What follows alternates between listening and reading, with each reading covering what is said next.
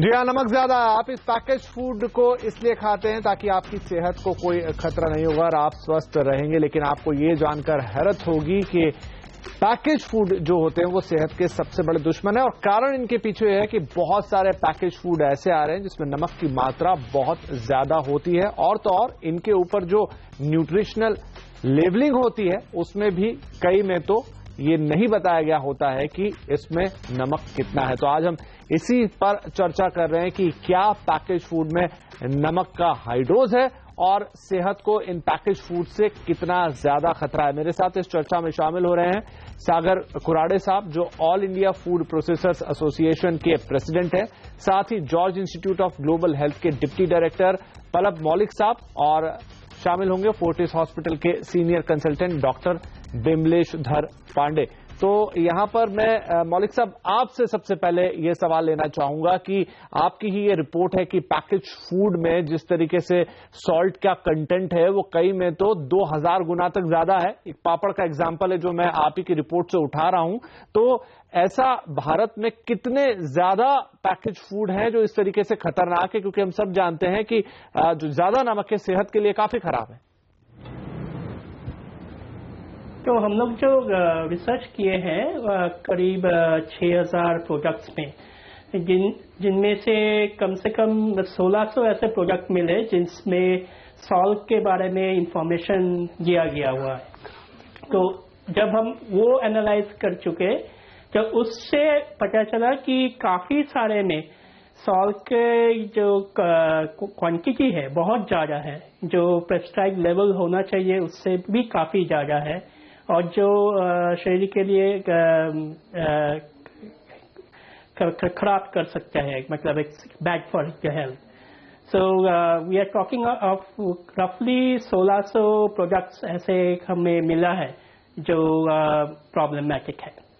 जी, तो यहां पर सागर साहब आपसे पूछें कि क्योंकि ये फूड प्रोसेसिंग एसोसिएशन के साथ आप जुड़े हुए हैं, तो बहुत सारी जगह शिकायतें हैं। ये रिपोर्ट ही ये कहती है कि करीब 2/3 से ज्यादा प्रोडक्ट ऐसे हैं जिन पर लेबलिंग ही नहीं होती है, और उनके अंदर भी फिर कई प्रोडक्ट्स हैं बड़ी मात्रा में जिन पर लेबलिंग तो होती है लेकिन सॉल्ट कंटेंट के बारे में कोई जानकारी नहीं होती, जबकि होना चाहिए, क्योंकि किसी भी व्यक्ति को ये जानने का हक है कि जो चीज वो खा रहा है, जो पैकेज फूड वो खा रहा है, उसमें आखिर नमक की मात्रा है कितनी। देखिए, सबसे पहले तो मैं बताना चाहूंगा कि इस बात को कोई भी इनकार नहीं करता कि हाई सॉल्ट इंटेक ये सेहत के लिए खराब है, ठीक है। लेकिन उस बात को फूड प्रोसेस्ड फूड इंडस्ट्री के साथ लिंक करना, I don't think it is correct. एक सिंपल सा मैं एग्जांपल देना चाहूंगा इस बात में कि इंडिया में हर एक के कंज्यूमर डाइटरी हैबिट्स अलग रहते हैं, ठीक है। अगर आप सिर्फ अचार लें, एक एग्जांपल देता हूं, आप अगर अचार लें तो अचार में आपको हाई सॉल्ट मिलेगा, ठीक है। अगर तो आप सिर्फ रोज दोपहर शाम रात को अगर अचार ही लेते रहे, it's bad for your health, ठीक है। Same thing goes for salt, same thing goes for chutney. तो अगर ये आपके कंज्यूमर डाइटरी हैबिट्स के साथ लिंक्ड है तो इंडस्ट्री एसोसिएशन उसको देख सकती है। लेकिन जस्ट टू से कि प्रोसेस फूड में अगर किसी प्रोसेस फूड में हाई सॉल्ट पाया गया है या सॉल्ट कुछ ज्यादा पाया गया है, as long as it is as per the regulatory standards, country का जो FSSAI स्टैंडर्ड है उसके हिसाब से उन्होंने प्रोसेस किया है, पैक किया है, it should be no issue. Sagar साहब, दिक्कत ये है कि दोनों तरह के प्रोडक्ट बाजार में है। ये रिपोर्ट ही ये कहती है कि एक तरफ इन्होंने ऐसे भी प्रोडक्ट ढूंढे हैं जहां पर फॉर एग्जांपल अगर मैं पापड़ की बात करूं, जहां पर 2 ग्राम पर 100 ग्राम इससे भी कम का सोडियम है, और कहीं में उसमें कई 100 गुना मात्रा ज्यादा है।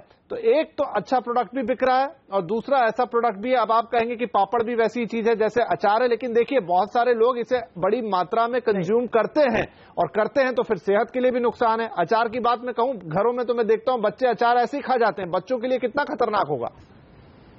नहीं, देखिए, आप कुछ भी जरूरत से ज्यादा खाएंगे, चाहे पानी भी पिए आप, तो भी आपको सेहत के लिए खराब है।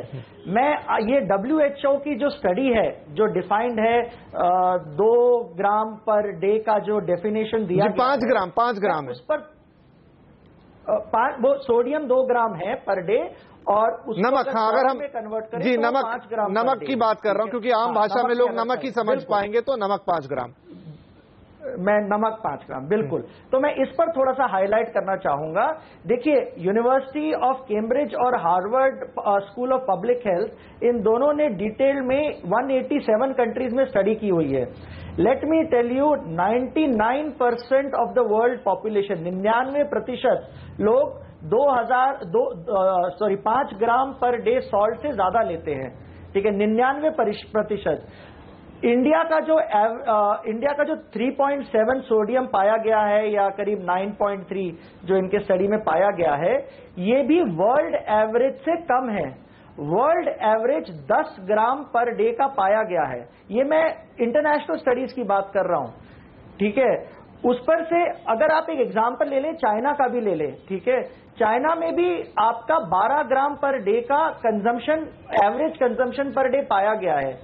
तो मेरे कहने का पॉइंट यही है कि इस बात को कोई डिनाई नहीं करता कि ज्यादा सॉल्ट आपकी सेहत के लिए बुरा है, लेकिन उसको फूड इंडस्ट्री के जगह अगर आप कंज्यूमर की डाइटरी हैबिट से लिंक करें तो बेहतर है।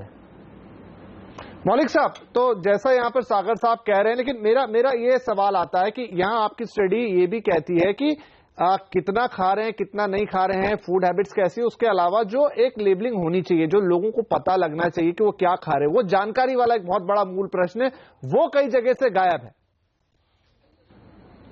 सही बात कहे हैं आप।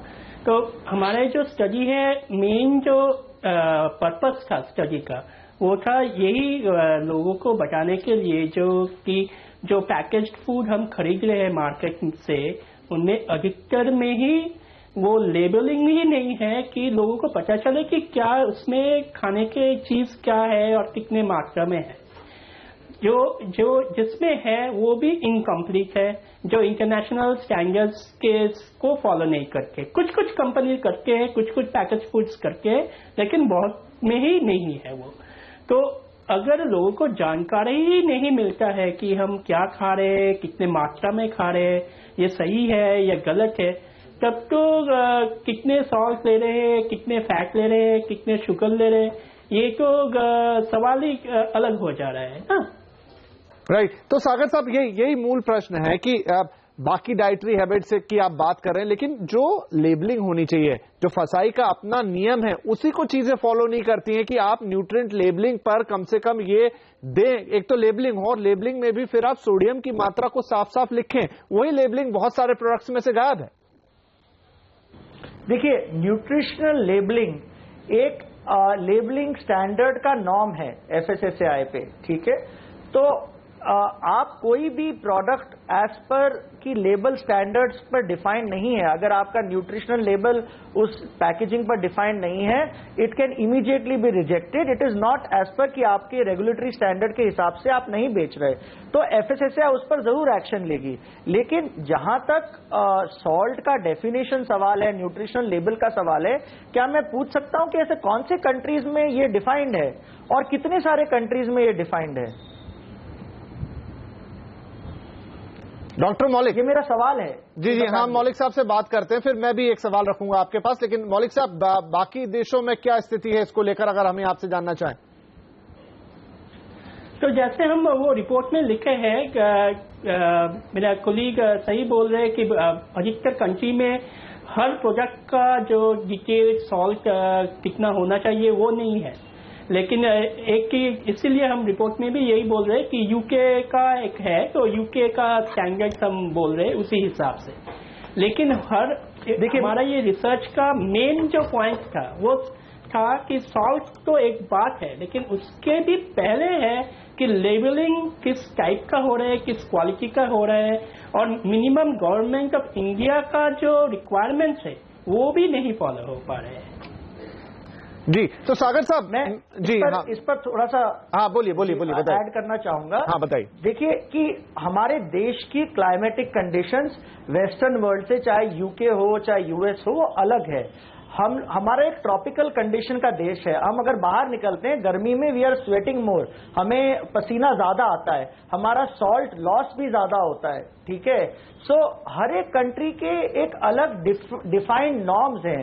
अगर आप इस देश के नॉर्म्स उस देश से अगर कंपेयर कर रहे हैं तो शायद वो एप्पल और ऑरेंजेस को कंपेयर करने के बराबर होगा, ठीक है। लेकिन सागर साहब, एक मिनट सागर साहब, मैं किसी देश से कंपेयर नहीं कर रहा, लेकिन जो हमारे ही देश के आंकड़े हैं, हर साल 6 लाख से ज्यादा मौतें जो हो रही हैं वो सॉल्ट के हाई इंटेक के कारण हो रही है। फिर वो चाहे स्ट्रोक के, हाई ब्लड प्रेशर और उसके बाद स्ट्रोक का आना, हार्ट फेल होना, हार्ट अटैक आना, तो ये इस चीज को तो हम मानेंगे। चलिए हम दूसरे देशों से तुलना छोड़ते हैं, लेकिन हमारे, और देखिए कि देश में लाइफस्टाइल कितनी बदल गई है। लोग स्ट्रेस में ले रहे हैं, सीडेंटरी लाइफस्टाइल है और बहुत सारा प्रोसेस फूड खा रहे हैं जो आज से 20 साल पहले नहीं खाते थे।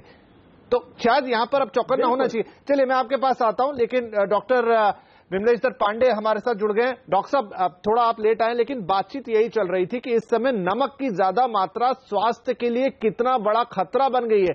सिर्फ हाई ब्लड प्रेशर तक बात नहीं होगी, जो आंकड़ा मैंने कहा 6 लाख मौतें हर साल सिर्फ नमक ज्यादा खाने से। हम इसको डिफरेंट तरीके से देखना चाहेंगे।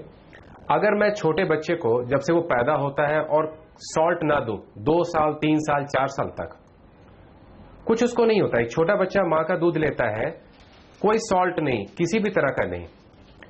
जब 1 साल का होता है, बाहर का खाना स्टार्ट करता है, नमक एक्स्ट्रा मिलने लगता है, लेज के नाम पे या कोई भी प्रोडक्ट के नाम पे। अब ऐसे बच्चे को जिसको हमने जिंदगी में कभी भी नमक नहीं दिया हो बचपन से और उसको फॉलो करें, उनको शायद बहुत कम बार ब्लड प्रेशर होगा। जिनको हमने सॉल्ट देना स्टार्ट किया उनका ब्लड प्रेशर मिलेगा। यानी अगर मैं नेटिव ट्राइब्स को लूं जो कि धरती पे है, जो कि ऊपर का सॉल्ट नहीं खाते हैं, उनमें ब्लड प्रेशर नहीं है, उनमें डायबिटीज नहीं है। यानी हमारे खाने पीने से जो कि बचपन में स्टार्ट होता है, उसका खामियाजा हम 35, 40, 50, 55 जिंदगी भर देते हैं। तो ये चेंजेस हमको तो बचपन से स्टार्ट करना होगा, जब हम एक्स्ट्रा सॉल्ट या ऊपर का नमक खाने में कम से कम करें, ताकि हम फ्यूचर में इन्वेस्टमेंट करें, ना कि हम एक ब्रांड के बारे में बात करें। मैं तो यही कहूंगा, एक मां को एक्स्ट्रा सॉल्ट कभी भी नहीं देना चाहिए किसी भी फूड पर। इसीलिए तो पूरी बातचीत हो रही है, आदत डाल दीजिए। जी हाँ, यही हम बातचीत कर रहे हैं कि अब चूंकि देश बदल गया, एक्सपोजर बच्चों का बहुत ज्यादा हो गया पैकेज फूड से। वो स्कूल के कैंटीन में खाते हैं, बाहर जाते हैं तो खाते हैं, माता पिता ले जाते हैं तो उन्हें खिलाते हैं। तो इस खतरे को शायद आपको और ज्यादा पहचानना होगा। चलिए हम ले रहे एक छोटा सा ब्रेक से लौट कर आएंगे और इस चर्चा को आगे बढ़ाएंगे।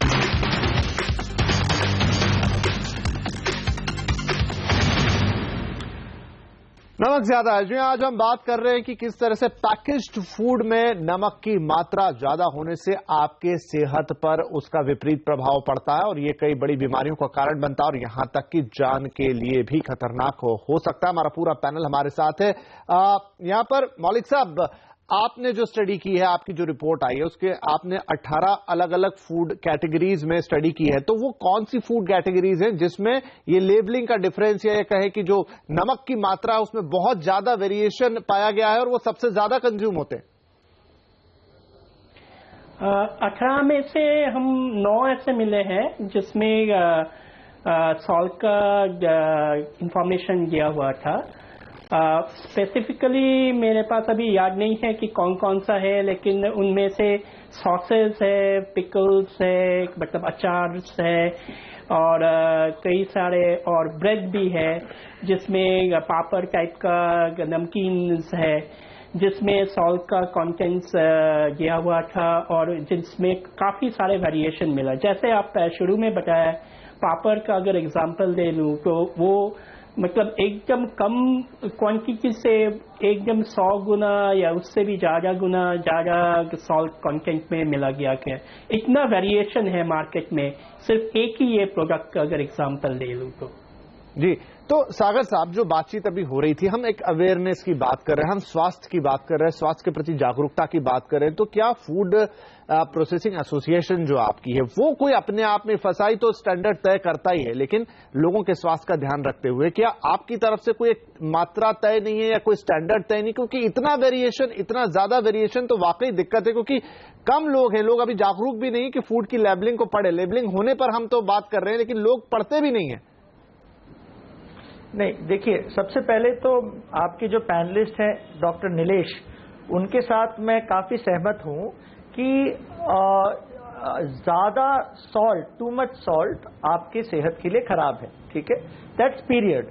नाउ अब सवाल आता है कि जो प्रोसेस फूड इंडस्ट्री ऑफर कर रही है, ठीक है, प्रोडक्ट्स डिफरेंट जो प्रोडक्ट्स ऑफर कर रही है, क्या उसके वजह से सॉल्ट आपका ज्यादा हो रहा है, या आप जो घर में खा रहे हैं उसमें आप एडिशनल सॉल्ट डाल रहे हैं, या आप रेस्टोरेंट पे जो खा रहे हैं वो उसमें ज्यादा सॉल्ट पड़ रहा है, या आप स्ट्रीट फूड जो खा रहे हैं वो ज्यादा सॉल्ट पड़ रहा है।